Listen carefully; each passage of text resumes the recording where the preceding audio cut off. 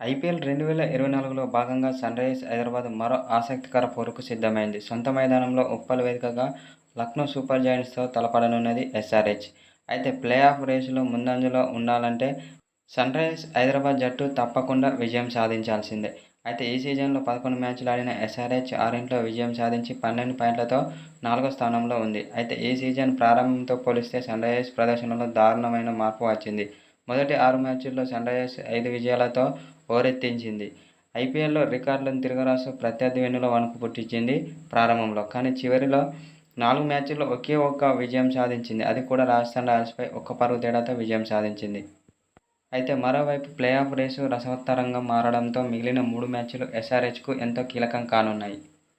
అయితే రేపు జరగబోయే మ్యాచ్లో సన్‌రైజర్స్ హైదరాబాద్ భారీ మార్పులతో బరిలోకి దిగుతున్నట్లు సమాచారం. ఎలాగైనా ప్లేఆఫ్ రేసులో నిలవాలంటే ఎస్ఆర్హెచ్ రేపు జరగబోయే మ్యాచ్లో లక్నోపై గెలవాల్సిందే.